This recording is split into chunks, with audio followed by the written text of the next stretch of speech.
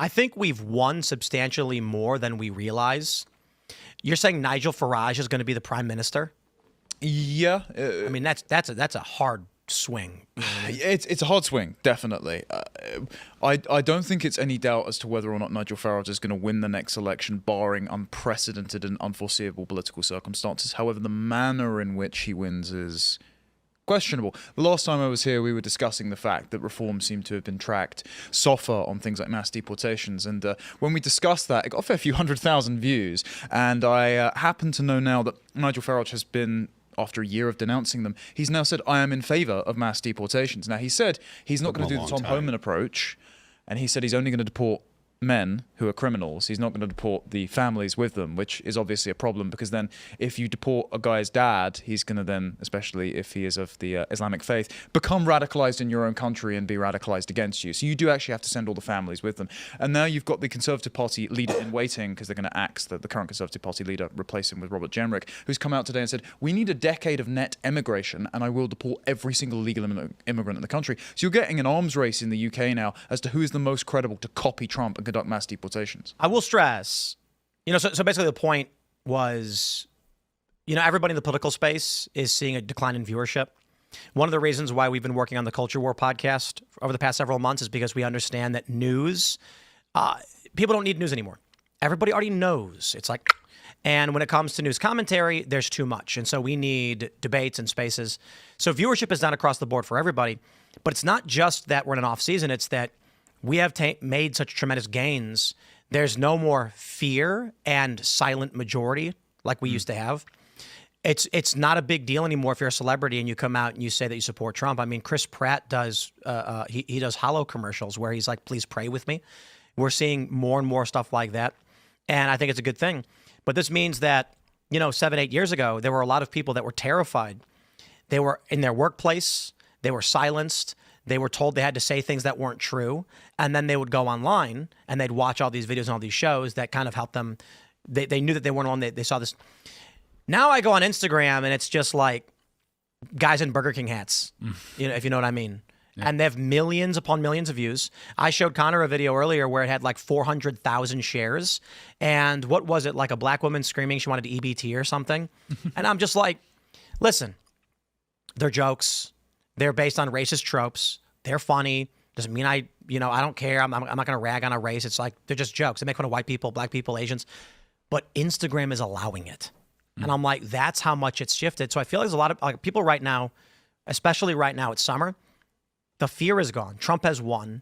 The change is coming. The deportations are coming. Like these things, the things we want, like nature is healing. And so the stress has kind of been released. That's wonderful for you guys. I'm glad you guys are tired of winning. At the moment, we're on the precipice of street violence. People are waving the national flag as a symbol of protest in my own country. And when your own flag becomes a symbol of protest, it shows you how bad things have gotten. We've got a migrant sex offense every single day. We've got like 50,000 illegals pouring in over boats every single year. We still have all that bad stuff too. I'm just saying crazy problems, sure, but well, I mean, no, but like, we still have these bad things happening. We still have these narco gangs. We still have all that. It's just that the average person feels like we're seeing the results. Yes. Yeah. So when you say like Nigel Farage is tracking to win, like you are also seeing results. Now, what I will stress, 7 AFD politicians dead in a few days. Yeah. And, looks suspicious. The left is not just, walking away. Bear in mind as well, our election is almost guaranteed to be at least another 4 years away.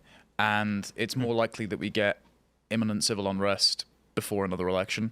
As much as I would actually say, like, I hope you guys just win. And if there is a civil war in the UK, I volunteer to join the Expeditionary Force and go and help liberate the British Patriots. The Beanie Battalion parachute in. I mean, you were joking, well, half joking, on X the other day, but I will say about conquering the UK. Yeah, but temporarily liberating. Even Cromwell himself was temporary. Of course, England always needs a king. However, the interventions by the American State Department and Jim Jordan and the Judiciary Committee have been more than welcome, because just like the Biden administration was meddling in Silicon Valley and had implications for Europe and the UK, Keir Starmer's Labour government have been meddling in American tech. They've been meddling in American politics, and so you guys have needed to wade in. And the fact that you felt the need to wade in has created much more breathing room for UK patriots to operate in their politics. What I'm going to do, okay, after the coalition of volunteers secures control of the UK, we will install Milo Yiannopoulos as viceroy temporarily, until a new parliamentary system is reestablished, and then we'll have to name you a new king after removing the royal family, for which I believe the Benjamins, notably Carl Benjamin and his family, will become the new monarchs of the UK. Long may he reign. So long to the House of Windsor. Hello to the House of Benjamin. Yes! Let's jump to this next story from Block Club Chicago. El Grito Chicago called off as ICE agents sent to city. We need to keep our community safe. The popular Mexican Independence Day Festival at Grant Park this weekend was called off in consultation with state and city officials amid threats of widespread ICE raids. Could you just imagine all of these, Mexicans and illegal immigrants gathering in Grant Park to celebrate Mexican independence, and then just like 300 ICE agents surround the park and just arrest everybody and just get all the illegal immigrants and deport them? They actually fear that was what was going to happen. I want everybody listening to stop and just think about that for 2 seconds, that they actually were concerned that ICE was going to go and start rounding up this massive group of non-Americans here illegally celebrating Mexico's heritage. Yeah. Well, when Trump said we're going in, what do you think it was going to look like? Vibes, essays? We're going in. No more Independence Day. Posobiec said earlier on the stage at NatCon today, he said, it's fine if you want to wave a foreign flag, you can do that on the flight home. We have this exact problem in the UK where basically the British Empire is folded back on us. Not only are the administration bodies of the empire, like the civil service and the home office, inhabited by the sons and daughters of said empire, and they're taking out their ethnic and historical grievances on the native population. But like ethnic colonies like Birmingham, one of our major cities, that's just, it looks like New Delhi, it's entirely swamped by the subcontinent, back to back lights up its library in the colors of India and Pakistan's flag to celebrate their Independence Day. It's like, oh, wonderful, you're so independent from the empire that you're here. I want you all gone. Go celebrate it elsewhere. That kind of stuff shouldn't be allowed by. I mean, I understand that it's a free country or what have you. Well, it's ostensibly, right? If you put up the flag of St. George, there's a problem. But if you put up the flag of India, that's fine.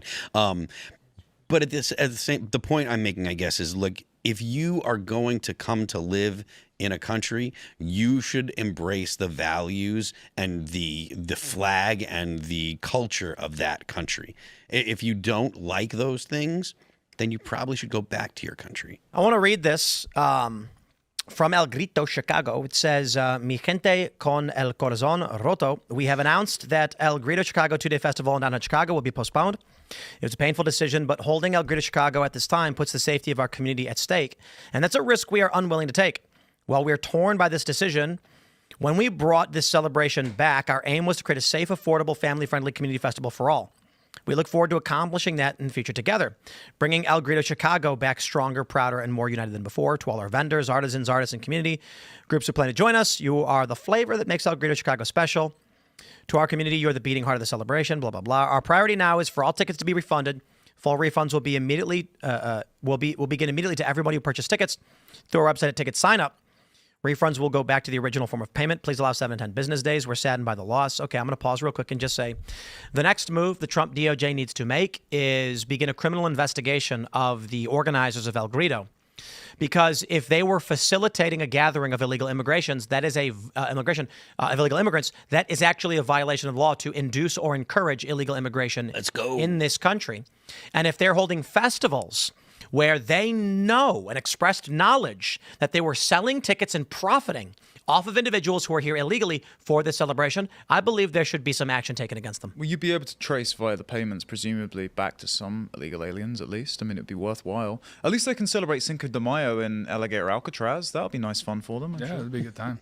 Yeah, it's like the fact that these massive ethnic enclaves exist in the first place is just demonstrates how broken our immigration policy is. And this has happened in America historically. Like if you look up the Orange Riots, this is fascinating. This was like New York City, 1870s, and you had Irish Protestants and Irish Catholics literally going on the street in New York City and killing each other en masse, like dozens and dozens of deaths. And it's like, so this has happened. It's been a big problem, and this is just going to get violent if you keep permitting these ethnic enclaves. I'd like to read Title 8 USC 1324A, subsection 1AV, or is it 5?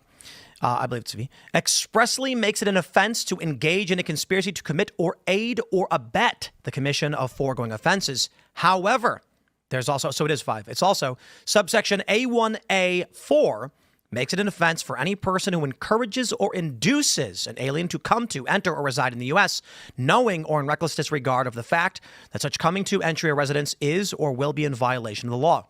The organizers have stated. Now, there's arguments to be made, and the left is going to be like, no, you're drawing inferences, whatever. I believe after a criminal investigation, the likelihood that you will find evidence the organizers knew that they were encouraging illegal immigrants to come to Chicago for this festival. I think that's clear as day for anybody. When they say, we're canceling the event because ICE is going to be there, you know what they're saying, that they knew that they were taking money to facilitate an event that would encourage illegal immigrants to come to this festival, and that is a crime, a federal crime. And I'm tired of weak DOJ being like, well, it may be illegal, we're not doing anything about it. I'll give you another example. In West Virginia, drag shows in public are illegal explicitly, as are they, especially involving children. And there have been numerous instances in West Virginia where they've had drag shows and brought children on in public. And it's in the law outright that you can't do this, but they go, oh, but the activists. No, stop being weak, okay? If the laws need to be changed, they can go to Congress and change the laws. If people in Chicago don't like that this law exists, well, then vote. And if the Congress can't change the law because people vote against you, you don't get to just break the law, and then we sit back while the DOJ allows it. Allow me to go one step further as well, based on what Phil just said. Not only should the illegal immigrants themselves, if they're gathering this one place, they should be deported no matter where they are. They should be deported, every single last one of the 10 to 30 million of them that you guys have in your country now. But also, I think that if you are a naturalized citizen or if you're here on a visa that can be revoked, as the Trump administration is exploring as part of its DOJ memorandum back in June, the denaturalization process, if you're repeatedly celebrating the independence celebrations of a foreign country, if you're waving a foreign flag, if you are celebrating the success of another country over and above your host population, why should you be given continued residency? You should be made to leave too. You aren't contributing anything to the social fabric. You're demonstrating a hostility to the host majority of heritage Americans in this country. You're probably not economically contributing either, though this country isn't an economic zone. You should leave. Yeah. Well, you see it if you ask like Mexicans that are living in the United States, they genuinely believe that California, Texas, New Mexico, Arizona is rightfully their land and that it was stolen from them. They say, oh, no, the border crossed us. So it's like they're literally openly admitting they lost. The way that they lost, but they're openly admitting that they feel entitled to this land. Like this is a different element at play here. Is that they believe truly that they've been wronged and that they're trying to rectify a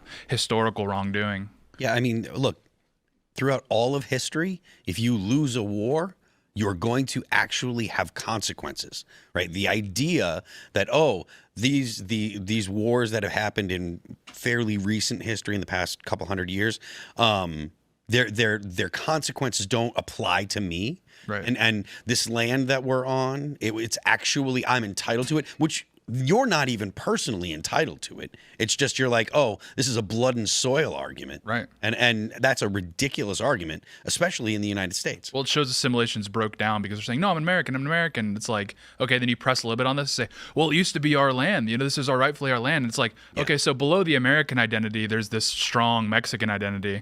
So they're making a blood and soil argument. There's barely subterranean ethnic resentment. You get the same thing in the UK. So Ed Hussein, who's a second-generation Indian immigrant who's a Muslim, was ex-jihadist, did a book, I think it came out in 2021, called Among the Mosques. And he just tours all the towns and cities of the UK, speaking to these like moderate imams, the owners of madrasas and the mosques. And anytime he presses just a little bit on the issues that Muslims have, as soon as he says something like, oh, but you're not concerned about the grooming gangs, you're not concerned about being segmented away from the broader community and cousin marriage and things like that, they go, well, the British started it, they invaded our countries, they toppled our tribal leaders, they inflicted horrible things on us, like not letting us stone rape victims, and we just had to import ourselves back to your country and practice cousin marriage and steal all your welfare. It's actually your guys' fault. So. Yeah, they press and then they admit that their presence is a form of punishment because they're saying they're getting revenge. Yeah, diversity is our strength until it's not. Yeah. We are getting to the point where we're seeing a lot of these individuals just say, we're conquering you, you've lost. Yeah. Like the confidence is becoming such that there have been videos where they're just like, what are you going to do about it? Los Angeles, like 4 months ago. I mean, that's Yeah. Exhibit A. Or in the UK, whenever these protests have been happening outside of silent hotels, like the men who are just laughing with glee and filming them on their iPhones that my tax money has paid for. Frankly, if you had arrived and broken into someone's country and then the government of that country had given you a 4-star hotel, spending money, and then marshaled the police to protect your reputation as an invader against the negative opinions of parents that are afraid that you're housing their children's school, yeah, you would think you're a conquering army, wouldn't you? Mm-hmm. That's why they behave like it. Yeah, and it's it's like not hidden anymore. And there are people that will call you names and say you're racist for noticing or acknowledging what they will openly say. And it's good that there are people that are no Noticing? longer cowed by that. Pardon me? So there are people that are noticing. Yeah, there are people that are realizing, noticing, whatever you want to call. God, I'm the wrong phrase.